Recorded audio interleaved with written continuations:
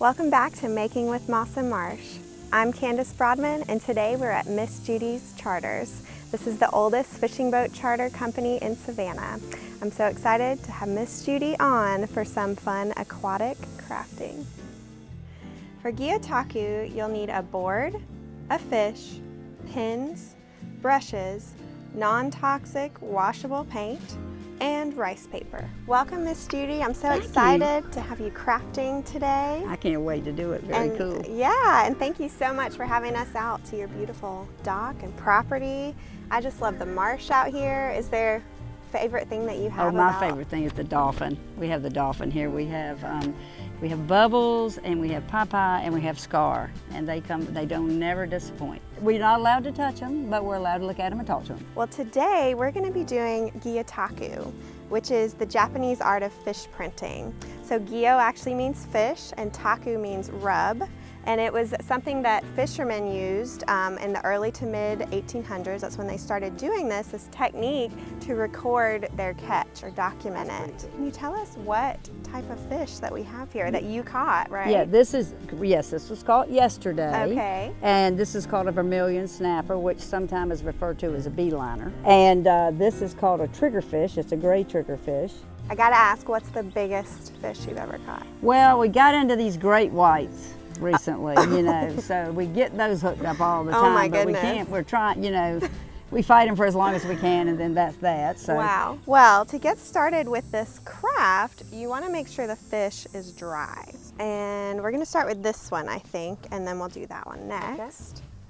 So you're just going to pat it fairly dry.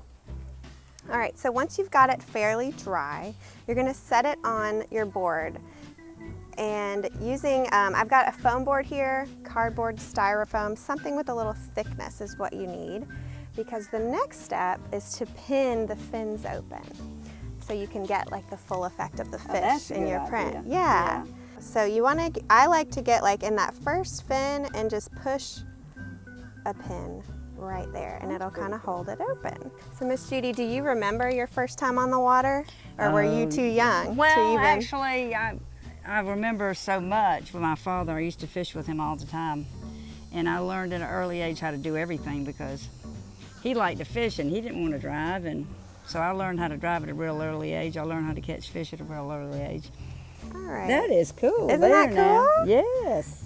So once you've got your fish pinned, it's time to paint it. So I've got these really fun, appropriate colors for this fish. Definitely. Yeah, and the goal is to try to make the print look like the fish. So you're gonna kind of mimic the color fields and shapes of the fish. So I'm just painting on, I like using this foam brush, but any brush will work. And if it's a fish with spots or something, make sure you have the appropriate size brush for that. Now, Miss Judy, when did your father start this fishing charter company? He actually started charter fishing in Savannah in 1948. And it wasn't a planned thing. Started taking his friends fishing, and their friends started wanting to go fishing, and they kind of not paid him at first to do it, but kind of wanted to bring somebody else, and somebody else wanted to bring somebody else, and the next thing you knew, he was charging people. There you go. So I just started fishing with him, and I just loved it. I still love it. I've been doing it over 55 years now and still love it. That's amazing. I love it. There's a story to be told on every corner, I'm telling you, about this fishing But business. I'm learning that. All right, so we've got our fish painted, and once it's all ready, pinned and painted, it's time to print. So you're going to take your paper, and I've got the rice paper, which is what they used to use. If you can't find this or don't want to track it down, you can use computer paper or even tissue paper if you're very careful.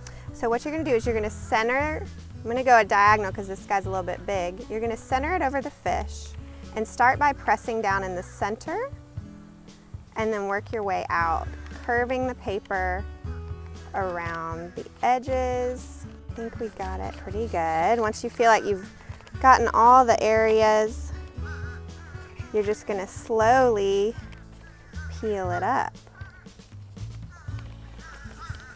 How about that? That's pretty so cool, right? Oh, yeah. So now, Miss Judy, are you ready to give this a go? I'm going to try. I'm going to need some help. So you said we would need to do that. Yes, you got it. Look at that interesting fin there. You gave me the easy fish. Okay, so like spread this. that blue out. Yep, just spread it. Just across. How about the eyes? Sure. He's looking at me. It's hard to mess this up. Like, I mean, you I saw know it's it really is. pretty and an easy no, well, craft. I hadn't done mine yet. So. Okay, let's see how big this guy is. So again, you want to center it. He's a little bigger than the paper, so I maybe do it at that angle again. Okay. Just gently lay it down. Gently. And then press. And then you said so press from the center out. From the center out. Okay, all right, you want to peel it up? Yes. Let's see. Not too bad for my Not first too time. bad. I like the color tones in it. Oh, you did a great job then. Yes. Not too bad for my first time.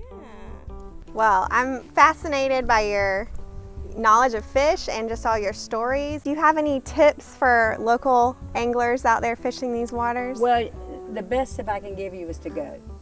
And of course I would want you to go in my boat, but then you can go in your own. But you know, the thing about fishing is it is relaxing. It's wonderful. You'll catch something and in salt water, you never know what you're going to catch.